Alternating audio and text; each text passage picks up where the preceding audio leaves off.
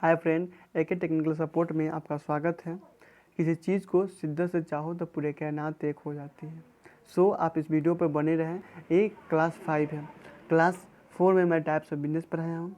आज मैं इसमें पढ़ाऊँगा ज्वाइन स्टॉक कंपनी और उसका एडवांटेज। ठीक है।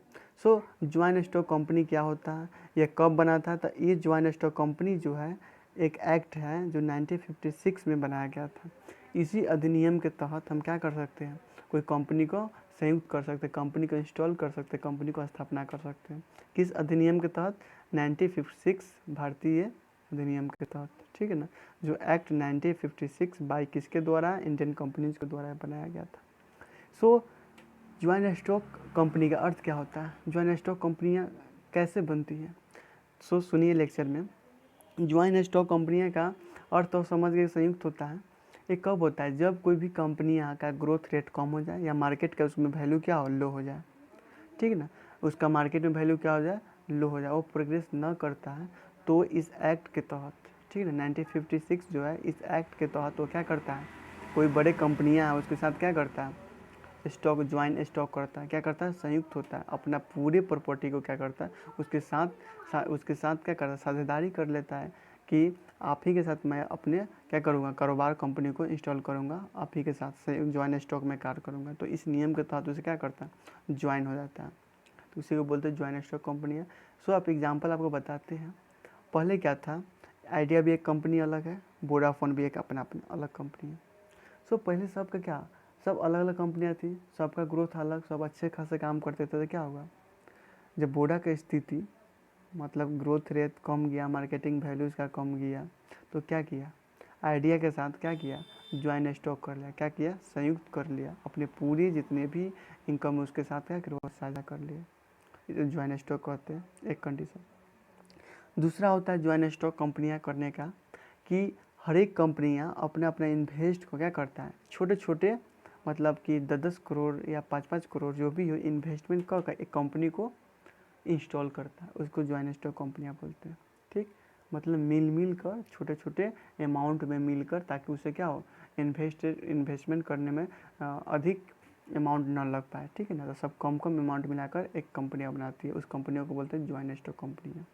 ठीक, अलग अलग कंपनियाँ, ठीक है ना। अध पूंजी यानी 50-50% पूंजी को लगाकर एक कंपनी को बनाना, उसको बोलते हैं ज्वाइन स्टॉक कंपनी। ठीक ना। ये नियम बना था 1956 में।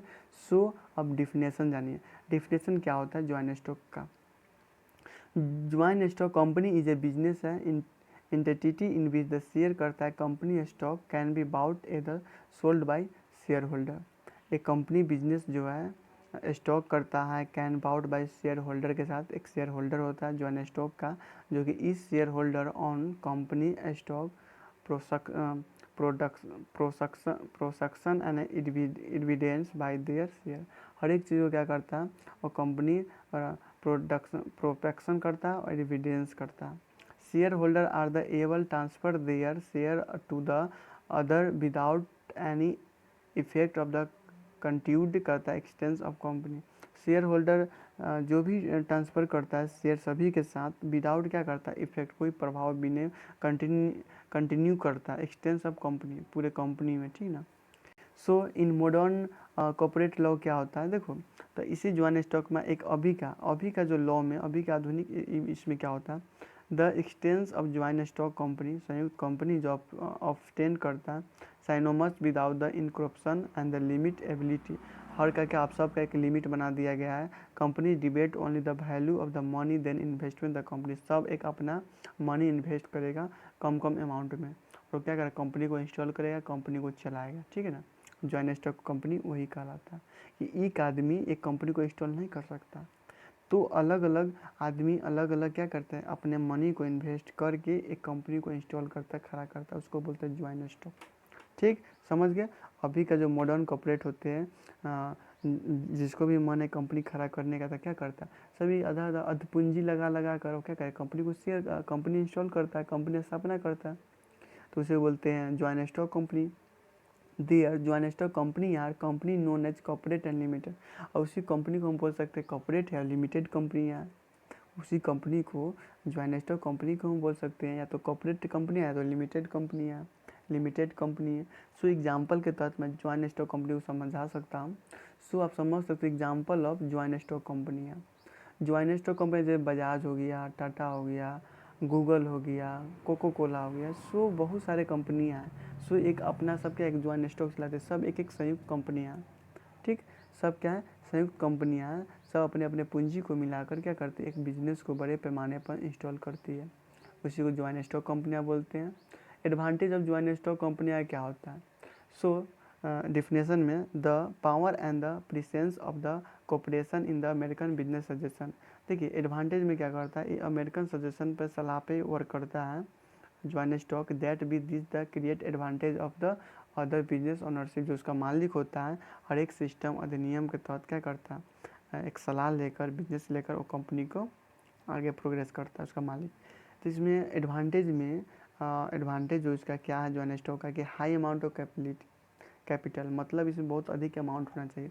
सो ऑब्वियसली इसकी अमाउंट अधिक होगा, क्योंकि इसमें एक तो मेंबर तो इसमें इन्वेस्ट कर नहीं रहा, इसमें एक या एक से अधिक, संयुक्त कहने का अर्थ है या ज्वाइंट स्टॉक कहने का अर्थ है कि एक या एक से अधिक इसमें मेंबर क्या इंक्लूड हो और कंपनी को इंस्टॉल करें।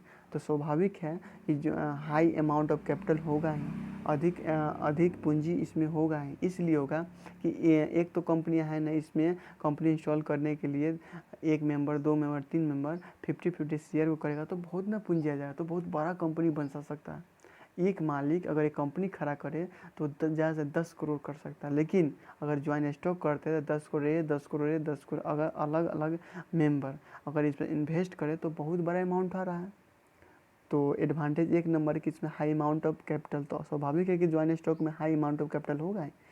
लिमिट एबिलिटी, प्रत्येक का लिमिट एबिलिटी होता है, प्रत्येक का कि ठीक है भाई आप जो पूंजी मॉडर्न में तो पूंजी इन्वेस्ट करके पहले था कि किसी के साथ सहायता करके या जो भी सामान देगा, अब तो है क्या इसमें इन्वेस्ट पूंजी, अब लिमिट लगा दे, सबका एक इन्वेस्टमेंट करना है सभी को, और उसके बदले इसका लिमिट एबिलिटी लगा दिया।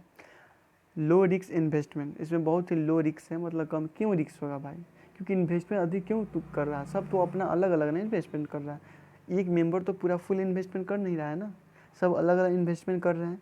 तो इसमें क्या है, लो रिस्क इन्वेस्टमेंट है।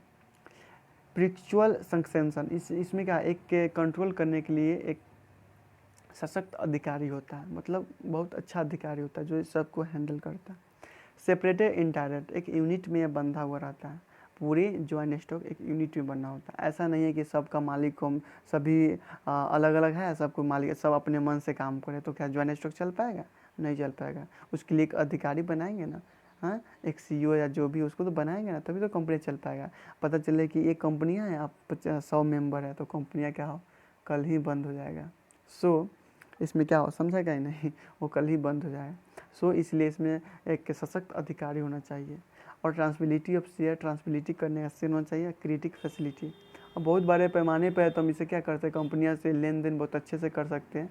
सो आपको इस वीडियो बहुत अच्छा लगा होगा। जय हिंद फ्रेंड।